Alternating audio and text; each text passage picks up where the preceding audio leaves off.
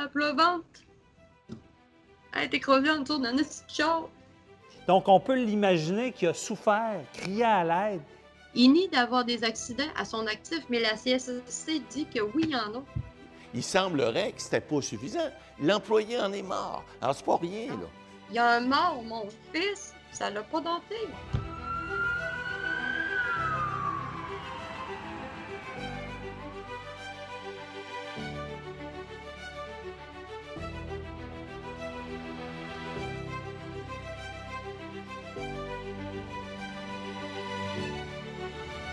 Je suis François-David Bernier, bienvenue à La Firme. Cette semaine, on a un sujet très troublant, une entrevue troublante, émotive. Une mère qui a perdu son fils lors d'un accident de travail en lien avec une cour d'automobile usagée. Il a été écrasé par un véhicule pendant des heures avant de le retrouver. On suspecte de la négligence de l'employeur. Je suis avec mon équipe pour analyser tout ça. Jean-Paul Boilly, bienvenue. Bonjour. David Brassard, avocat qui va traiter du criminel, bienvenue. Bonjour. Donc, on va écouter le récit de madame qui est tragique. Ce qui est arrivé, c'est qu'à un moment donné, pas de nouvelles de mon garçon. Fait que là, moi et son père, on se regarde, puis on a dit, bon, il fait quand même des bonnes journées. Il est jeune, mais c'est des bonnes journées. La chaleur, l'humidité, puis finalement, il a pas sa douette. Ben, il a pas sa douette, il est pas venu. Fait que j'ai dit, bon, il est allé à la maison, il est allé prendre une douche, manger une bouchée, puis il est allé se coucher. C'est un jeune, fait qu'il puis il est en appartement maintenant depuis environ un an. Fait qu'il ne devait rien, en fin de compte. On le verra une autre journée. Fait que ça a resté un suspect comme ça. Bon, j'ai dit, c'est correct.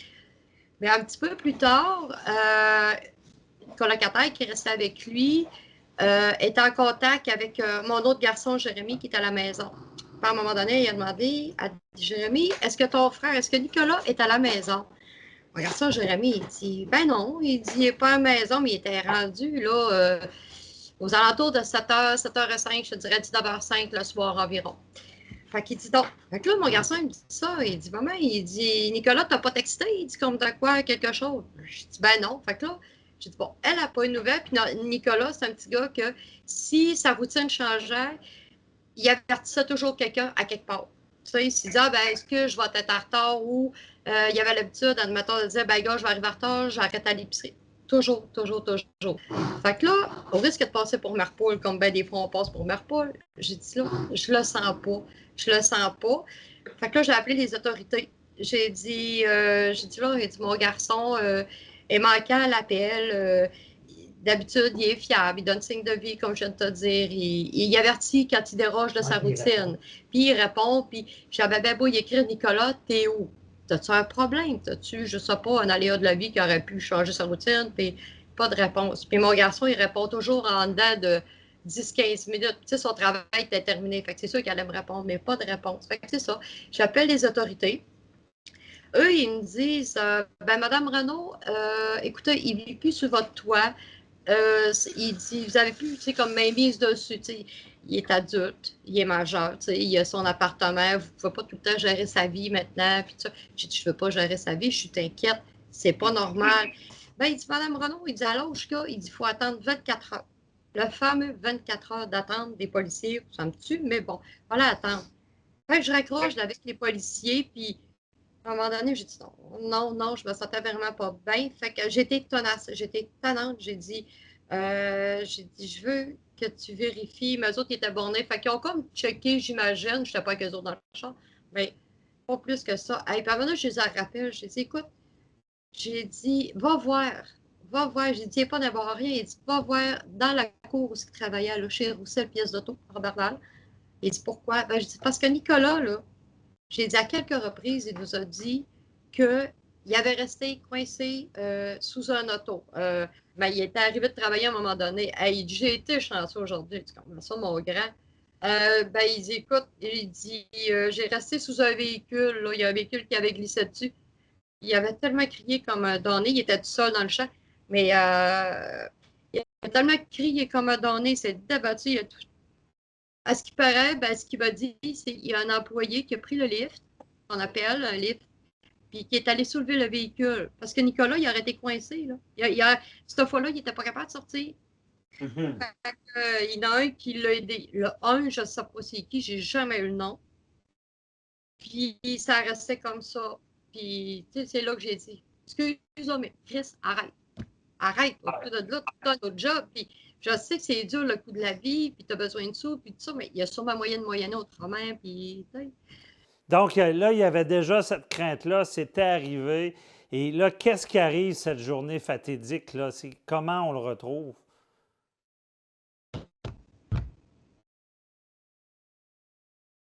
La pleuvante, elle a été crevée en dessous d'un petit char.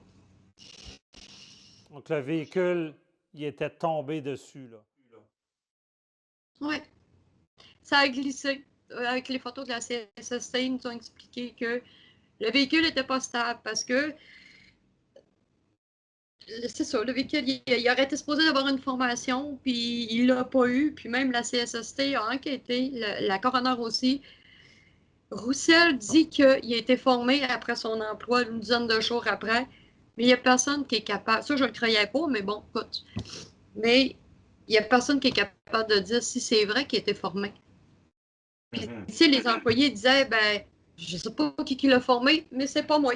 Donc, ils disaient, ben, je ne sais pas, mais c'est pas moi. Mais, autant que l'employeur dit qu'il était formé, que les employés disent, ben, je ne suis pas au courant s'il a été formé, Nicolas. Mais s'il y a une formation, c'est pas moi. Fait que si pas moi, à la gang qui sont, il n'y en a pas un, pas moi, là-dedans, qui l'a formé. Il n'a pas été formé. Mais Là. l'employeur ne s'est jamais rendu compte que son employé est encore là. Lui, il était parti, là. C'est ça, je comprends. Là.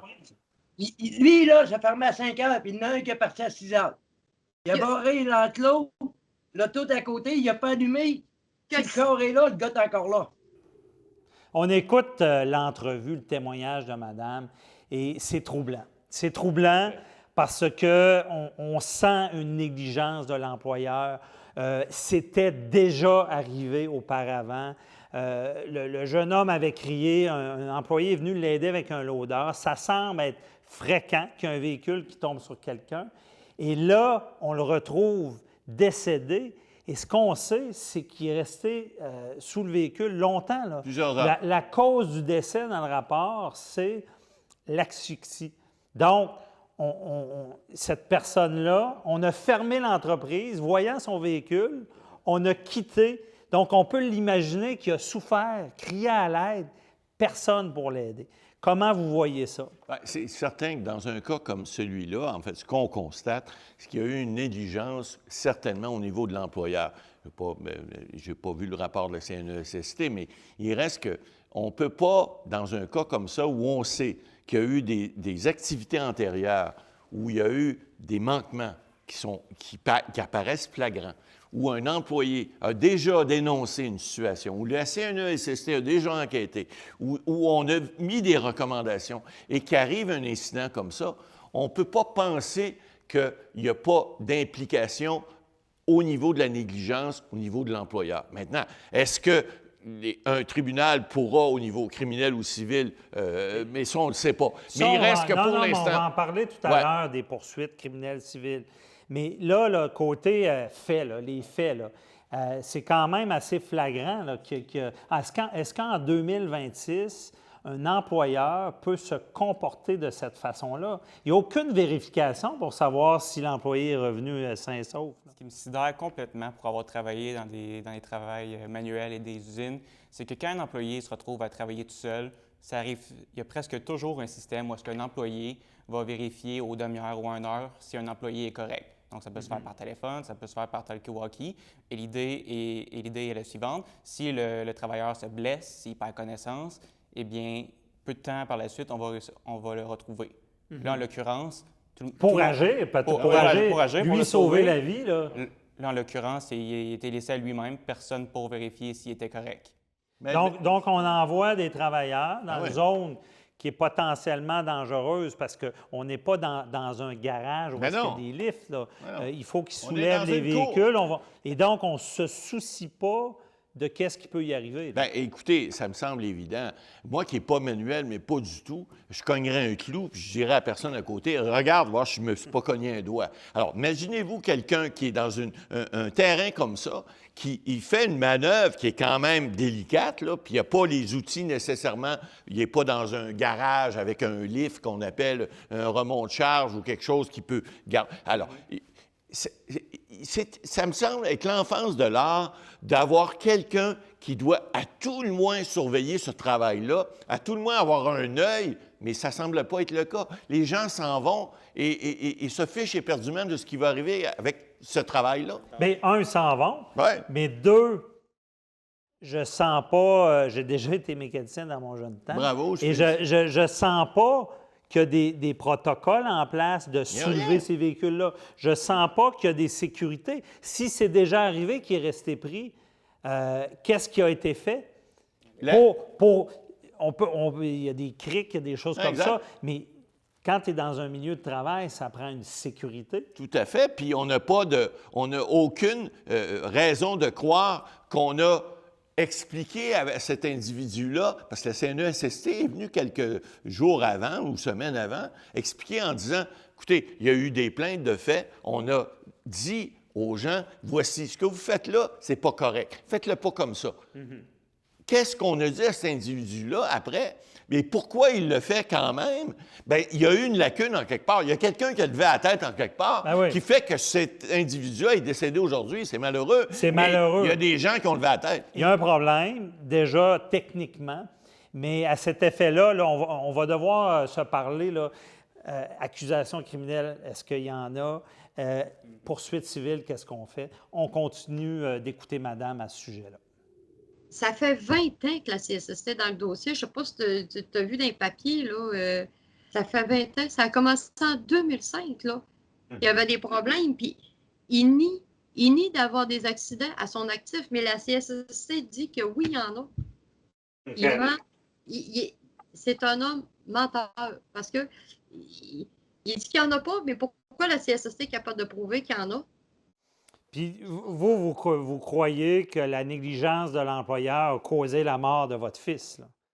Oui, parce que la CSST a intervenu à plusieurs fois, exactement pour la méthode que mon gars est décédé, a intervenu plusieurs fois à cette problématique-là, le levage des véhicules, là. Puis, il y avait comme des mini-formations de la CSST, il expliquait les nouvelles règles, les nouvelles ci, puis les nouvelles ça. Puis, ça n'a jamais été appliqué. La CSST vérifiait, ça n'a jamais été appliqué. C'est en 2023, il y aurait eu un employé qui s'est plaint, qui a porté plainte que la manière de procéder n'était pas sécuritaire, qu'il y avait un accident. Mais encore là, Roussel, il dit que cet accident-là n'est pas vrai. Mais la CSST, ils ont ça dans le dossier. Il y a eu une plainte, puis cet employé-là, en 2023, justement. Fait que là, audit de l'employé, qui a porté plainte à CSST, la CSST a retourné voir les lieux. En allant voir les lieux puis tout ça, ils ont constaté que malgré les interventions qu'ils ont faites, il n'y a rien appliqué. Est-ce qu'on vous a contacté? Est-ce que vous pensez qu'il pourrait y avoir des accusations criminelles? C'est nous autres qui avons envoyé les policiers, mais ils ont trouvé le moyen de contaminer la scène. Dans le fond, la police n'a pas été capable de conclure qu'il y avait une responsabilité de... Oui, parce que la scène était contaminée. OK. Dans quel sens? Qu'est-ce qui vous expliquait? Pourquoi elle était contaminée? Ben, c'est parce que ce qui arrive, c'est que quand, sur le rapport, ils disent qu'il n'y avait pas de criques, rien, mais quand ils sont arrivés là-bas, on dirait que c'est comme si Roussel et ses employés se sont comme dépêchés d'aller mettre des criques. Puis ça a l'air que ça n'a pas été utilisé. C'est compliqué de t'expliquer comme ça, là, mais il y a des choses qui ont comme apparu puis disparu en même temps. Là, OK, je comprends que là, ce que vous avez appris, c'est qu'il n'y aura pas d'accusation criminelle en lien avec la mort de votre fils, là. Non. Pas supposé. Donc, c'est assez impressionnant d'entendre ça avec les faits qui sont assez graves. Là, on se rend compte, en tout cas, jusqu'à maintenant, il ne semble pas y avoir d'enquête criminelle qui aboutit. Il ne semble pas y avoir d'accusation. Moi, je veux dire, dans le domaine criminel, puis on va parler, M. Boily, du civil aussi, là. Commençons par le criminel. On le sait, là, en 2026, là, la personne négligente n'est plus celle des années 60. Non, non, là. non, non. Donc, pensez à des cas, là, la pompe à béton qu'on parle souvent, Oui. on désactive des systèmes, quelqu'un Exact. décède, on poursuit l'entreprise. On a vu ça en Évidemment, Beauce. on ne mettra pas une entreprise en prison, mais il y a non. des grosses amendes. Tout à fait. Et il y a eu un cas d'un travailleur qui est envoyé dans une tranchée qui n'était pas sécurisée, décède. En 2026, de plus en plus, les autorités prennent les devants pour accuser de négligence criminelle causant la mort. Maître Brassard, qu'est-ce que c'est cette négligence-là dans cette matière? Donc, il faut savoir qu'en l'occurrence, il pourrait y avoir de la responsabilité criminelle qui est impliquée, non seulement pour l'entreprise, que, comme vous avez dit, on ne peut pas mettre en prison, mais on peut certainement leur imposer une amende, et une amende salée, pour Tout pas à que fait. l'amende soit considérée comme justement juste un frais pour faire affaire. Donc, on parle d'une amende Ouais. vraiment très salée, mais non seulement l'employeur, des cadres, des administrateurs qui dirigent l'entreprise OK. pourraient potentiellement se voir accusés pour négligence criminelle. Donc, ceux en arrière de l'entreprise, on peut, à l'occasion, on l'a vu dans certains dossiers, on peut les accuser au Bien, criminel. ceux qui ont une implication au niveau des décisions, sûrement, Ouais. parce que même si c'est cadre dans Mais une comme un entreprise... contracteur, Ben un oui. superviseur. Ben, tout à fait, on l'a vu. Les pointeurs qui ont un pouvoir de décision sur la façon que le travail est effectué, ces gens-là doivent s'assurer à ce que le travail soit fait sécuritairement et omettre à cette obligation-là qui cause la mort. Ça peut... Mais c'est quoi la différence entre la négligence criminelle et une négligence qu'on va parler en droit civil? Là? C'est quoi la négligence criminelle? La négligence criminelle est beaucoup plus élevée. Donc, c'est-à-dire que c'est une négligence beaucoup plus aberrante parce que ça fait référence à un norme de comportement qui est Bien, téméraire, déréglé, c'est ça, là. Ça prend- C'est une personne normale, celle que je dis que c'est plus celle des années 60, qui est placée dans cette situation-là, n'agirait pas comme ça.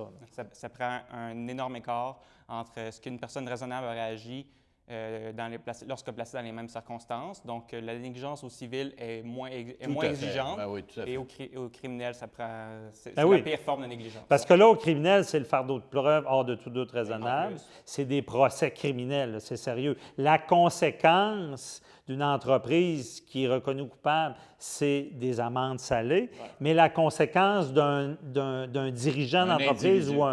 ou quelqu'un qui gère les employés, ça peut être de la prison, là. L'individu, oui, peut. Et ça s'est déjà vu, c'est plus rare, mais c'est déjà arrivé que des individus Sont condamnés. soient incarcérés pour avoir fait preuve de négligence criminelle. C'est ça.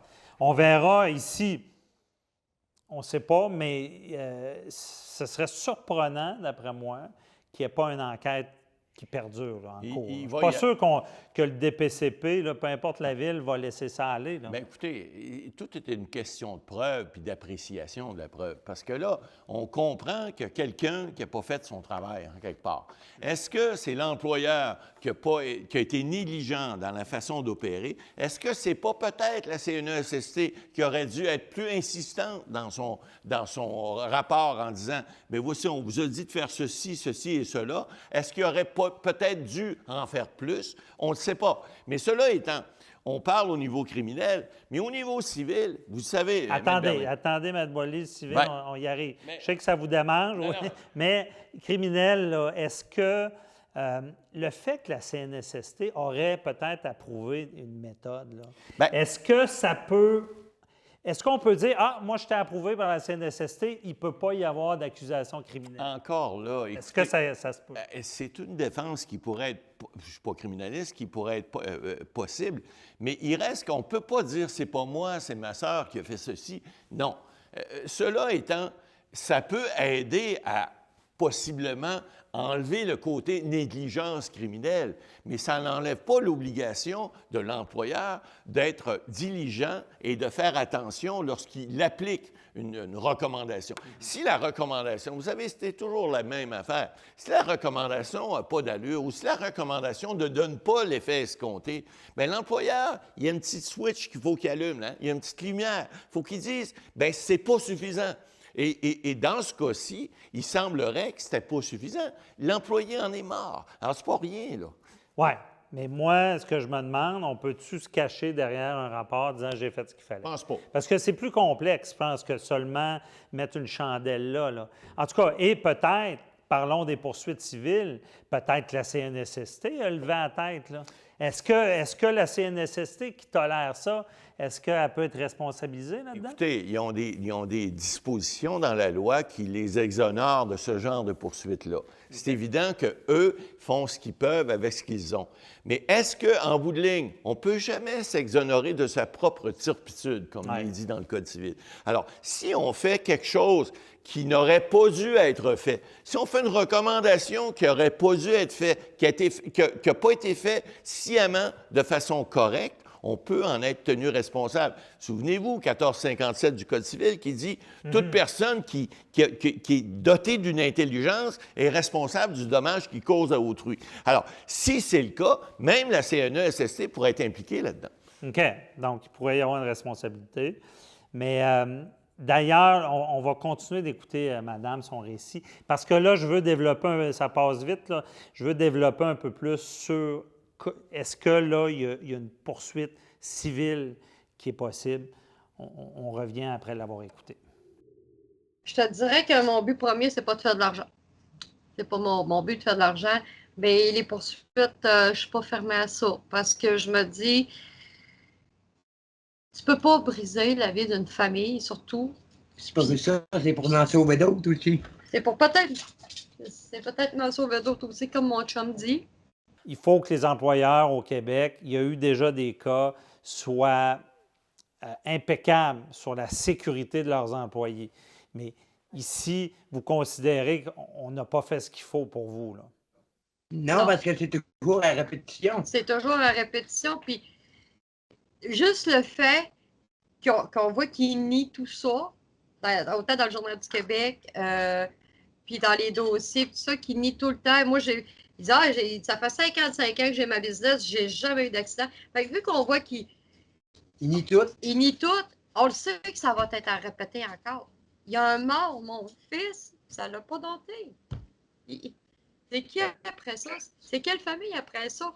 Et comme je te dis, c'est pas pour l'argent, c'est pour le fait que tu peux pas causer préjudice du mal de même. Écoute, depuis que c'est arrivé, là, je suis dépression, je prends de la médication, j'ai de la misère à me gérer. Avant, j'ai dit, écoute, on pourrait fouiller mon dossier de santé, j'en ai pas de problème, là. Il a vraiment tout foutu en l'air. Il peut pas tout foutre en l'air de même. Puis se laver deux mains, continue de voyager dans le sud, faire sa business, sa petite vie de fin de semaine. Je peux pas accepter qu'une personne cause du tort à ce point-là. Bon, on écoute tout ça. On veut aider madame. Peut-être que c'est un cas qu'on pourrait prendre à la firme du côté civil. Évidemment, du côté criminel, ça appartient au DPCP. C'est à l'État à prendre des poursuites. Ce n'est pas notre partie. Cependant, on analyse. Maître Brassard, madame semble dire que pour elle, l'enquête est terminée, là. Est-ce que ça pourrait continuer? Ça semble être sa compréhension, mais il faut savoir qu'en droit criminel, une enquête n'est jamais véritablement terminée. Okay. Ça se peut qu'il y ait des faits qui surviennent, qui vont donner les motifs au procureur de réouvrir l'enquête, voir s'il n'y aurait pas... Réouvrir ou est peut-être en cours en ce moment, là. On ne sait pas. C'est possible qu'elle le soit. Parce que, je veux dire, à travers de ça, c'est vivant. Puis on sait que l'État, le DPCP, veut donner l'exemple. Parce que ce que madame dit ici, là, puis elle a raison, là, puis monsieur l'a dit aussi, là, je ne veux pas que ça arrive à d'autres personnes. Ouais, c'est clair. Est-ce que peut-être qu'il y a...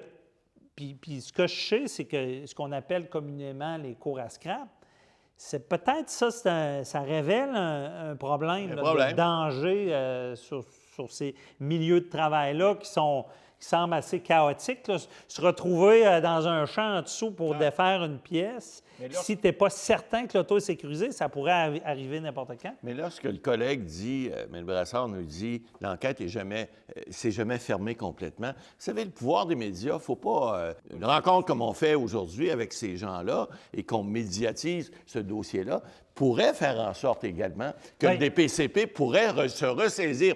On l'a vu souvent, les médias, des fois, arrivent dans un dossier qui est fermé. Là, c'est drôle, hop, tout le monde allume. Non, mais je comprends que la dénonciation de madame, des fois, il y a des enquêtes, puis tout n'est pas compris tout de suite. Je comprends que nous, c'est ce qu'on dénonce ici, c'est qu'il faut que l'exemple soit donné. Bon, l'exemple va-t-il être donné s'il y a des poursuites, mais on ne connaît pas tout le dossier, on le dit. Mais d'ailleurs, l'exemple peut être donné du côté poursuite civile, Maître Boily et Maître Brassard. Qu'est-ce qu'on peut faire pour aider madame? Nous, comment ça commence? Avec une requête? C'est sûr, tout à fait. On peut, évidemment, c'est toujours le même processus, mise en demeure envoyée à l'employeur et possiblement à la CNESST également, parce que moi, je dis tout le temps, trop fort, casse pas. On frappe, puis on posera une question après. Maintenant, est-ce que le fait que l'employeur n'a pas été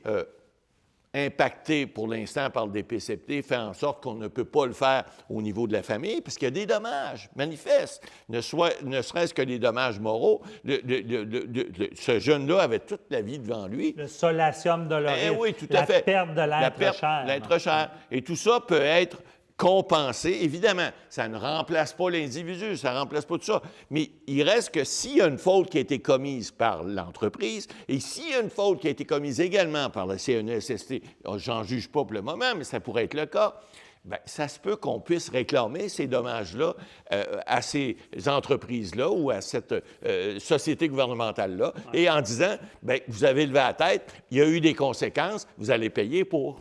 C'est ça, mais madame le dit, je ne veux pas d'argent avec ça. Non, je comprends. Et Maître Boily, avec votre expérience, est-ce qu'il y a une forme de justice pour des victimes? Là, regarde, on ne parle pas de criminels. Pour des victimes, est-ce qu'il y a une forme de justice d'avoir un jugement civil qui condamne quelqu'un à un montant? Peu importe le montant. Des fois, c'est symbolique. Vous savez, on est au Québec. Aux États-Unis, on dit souvent, les poursuites, des fois, ça génère des centaines de milliers de dollars, parfois même des millions. Ici, on se calme avec ça.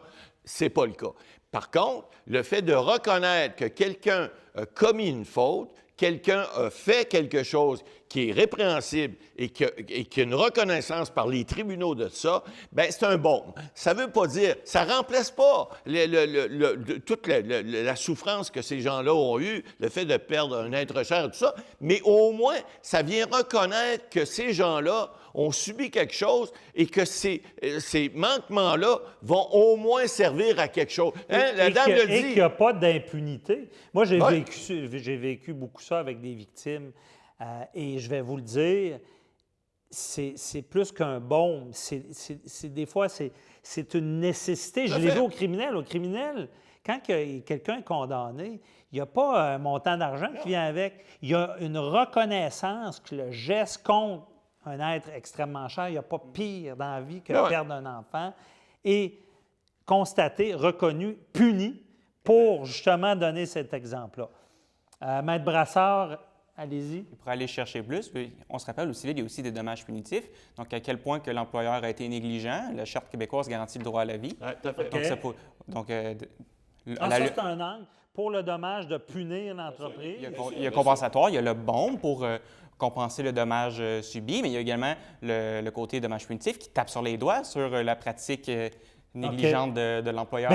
Puis cette punition-là monétaire, elle peut peut-être aider d'autres entreprises à se dire, coudonc, je vais revoir toutes mes procédures. Je vais faire attention à l'avenir. Je vais faire attention à mes employés, c'est bon. On va mettre ça dans le dossier, c'est intéressant. Et d'ailleurs, là, il va falloir aller chercher la preuve, il y a beaucoup d'enquêtes là, avant d'arriver à se retrouver devant un juge avec ce dossier-là. Là. Évidemment, il faudra aller chercher la preuve, il faudra surtout aller chercher les règlements spécifiques à la sécurité et de... Sécurité, c'est justement sur ce genre d'entreprise. Aux règles de sécurité qu'un mécanicien doit suivre. Là, je suis convaincu que la CNSST a des règles sur qu'est-ce qu'un mécanicien doit faire lorsqu'il va sous un véhicule. Puis c'est plus que les règles de l'art. Là. Ils ont certainement un modus operandi qu'ils doivent suivre, qui n'a manifestement pas été suivi dans ce cas. Il faut apparier que les règles n'ont pas du tout été respectées. Puis, Maître Brassard, vous allez vérifier la jurisprudence, voir s'il n'y a pas déjà eu des cas de cet exemple-là où est-ce qu'il y a eu des punitions. Donc, à la firme, évidemment, Madame dénonce, on dénonce cette situation. Il faut, en espérant qu'il y ait des vérifications et surtout que ça n'arrive pas à d'autres personnes.